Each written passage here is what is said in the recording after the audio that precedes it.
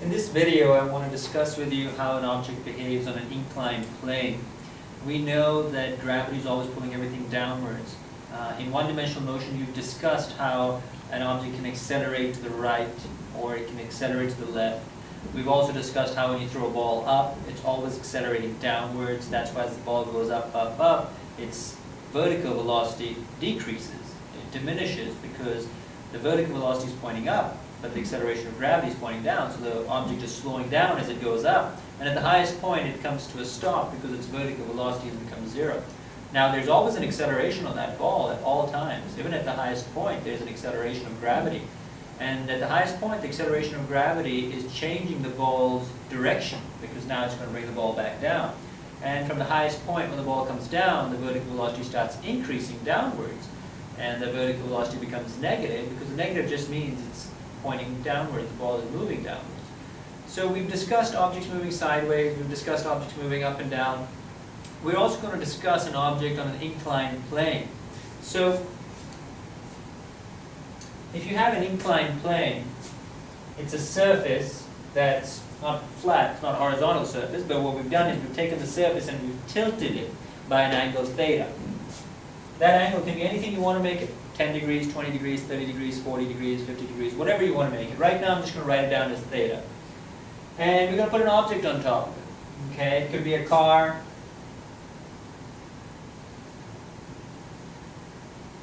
And this object, as we know, is going to roll down the incline. Well, in this particular case, what's going to cause the object to roll down the incline is gravity, because gravity is playing a part. And, well, this object is on the inclined plane. Now, which way is gravity actually pointing? Well, gravity is always pointing downwards. So, you will always write down that the direction of the gravitational acceleration is downwards. It's g. G stands for 10 meters per second squared, or 9.81 meters per second squared. And you can also write that down as a negative 10 meters per second squared, or negative 9.81 meters per second squared if you're saying downwards is negative. For right now, we just write it down as g, but later you can substitute a 9.8 or 10 in there.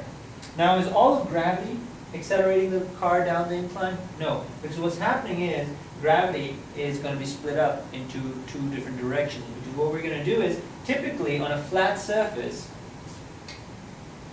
when you have a flat surface and you have a vehicle on it, and you're going to say, well, what axis am I going to use? And traditionally, we just use the x-axis and the y-axis, the traditional x-y axis, where the x-axis is parallel to the horizon and the y-axis is perpendicular to the horizon. So this is your negative x, this is your negative y. That's for a flat surface. Now, what happens when the surface is tilted at an angle? Well, what you can do is you can tilt your xy axis by that same angle. You can say, okay, now this is going to be my x-axis, this is going to be my negative x, this is going to be my y, this is going to be my negative y-axis.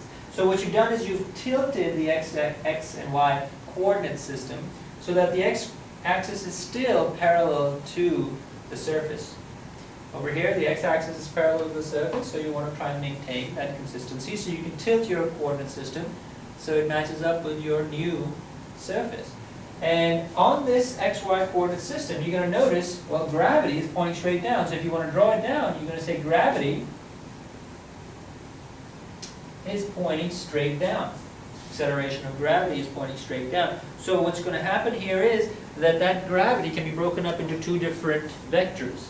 You can say part of gravity is pushing in that direction. Part of gravity is accelerating you in that direction. You can say part of gravity is accelerating you in this direction on the negative y-axis. Part of it is accelerating you in this direction on the positive x-axis. And that's exactly what's happening over here.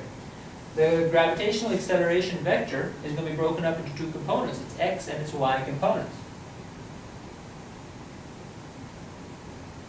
The y component should be drawn perpendicular to your surface. So this component that I've drawn is mimicking this part.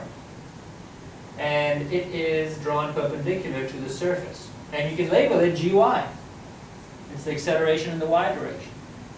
And then the x component, gx, should be parallel to the surface, just like this one. This is the y component, this is the x component. This is the y component, this is the x component. So what's happening here is that gravity is trying to accelerate the car straight down. But the surface is preventing the car from going straight down. The surface is redirecting the acceleration of gravity in two directions, in the y direction and in the x direction, because now we've tilted our xy coordinate system. So this is our new y-axis, this is our new x-axis. The x-axis is parallel to the surface. We're trying to keep that the same as when the surface was flat, when the surface was parallel to the horizon.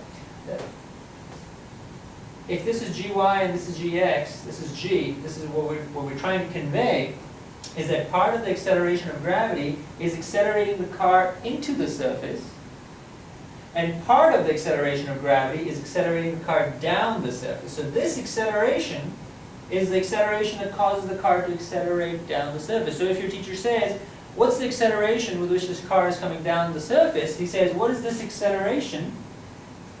You're going to say this acceleration is going to be due to gx, neglecting any friction. If there was some friction, friction would be pointing in the opposite direction. If there was friction was slowing you down, then you have to subtract that friction from the acceleration that's sending the car down the surface. But basically the idea here is that the acceleration the car is being accelerated down the surface by gx, the acceleration in the x direction. This value and this value are going to be identical. Now how do you find these values? Well, if this is theta, then this is the same theta. If this is 20 degrees, that's 20 degrees. If this is 30 degrees, this is 30 degrees. If this is 45 degrees, this is 45 degrees. Just remember to draw your y component perpendicular to the surface. Okay, this should be drawn perpendicular to the surface, and the x component should be drawn parallel to the surface. If you have trouble seeing that this angle is the same as this angle, put a number in for that value. Put in 20 degrees. And then extend your vector that was representing the acceleration of gravity down here. And when you extend it further down here, you're going to notice what angle is being made by these two lines. And you're going to say it's a 90-degree angle. Okay, so if this is 90 degrees, this is 20 degrees, what angle is this? Well, if this is 20, this is 90, I know this is 70 degrees. Well, if this is 70 degrees, this angle and this are making a 90-degree angle with each other. This line, this blue line, and the black line are making a 90-degree angle with each other. So if this is 70, this angle right here has to be 20, which is the same as what we started off with. So that's why those angles are identical.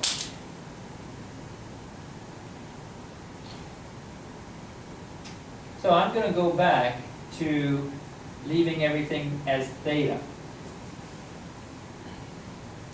So this is theta, this is theta right here.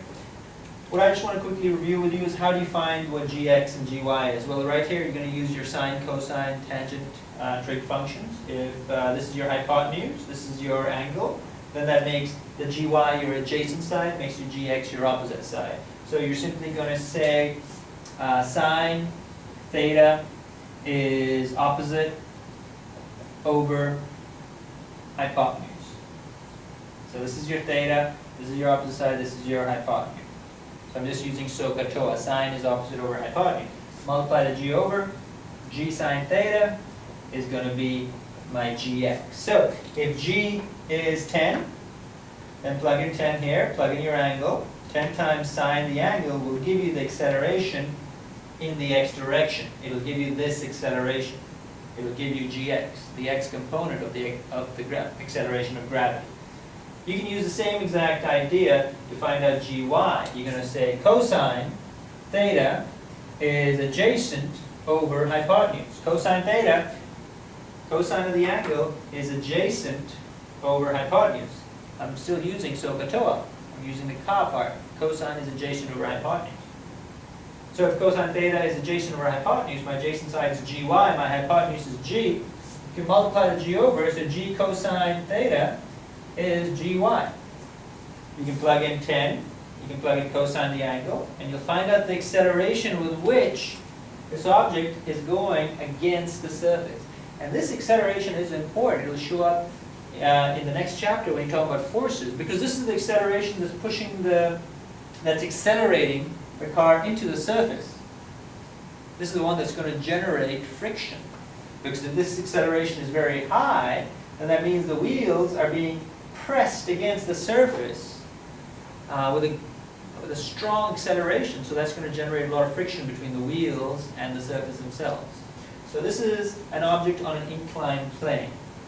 Just to recap, flat surface, we use a traditional XY coordinate system. When you tilt your surface to an angle of theta, you can tilt your XY coordinate system to match up with it so that your x-axis is parallel to the surface. Your y-axis continues to be perpendicular to your surface. Gravity always points down. It always points towards the center of the earth. You take your gravitational acceleration vector, you break it up into its x and y components. That's theta, and that's theta. If you know your x and y components and you understand your trig functions, you know how to use SOHCAHTOA, sine, cosine, tangent. Use sine, use cosine to find the y and the x components. And this acceleration, gx, is going to be the acceleration that's accelerating the object down the incline.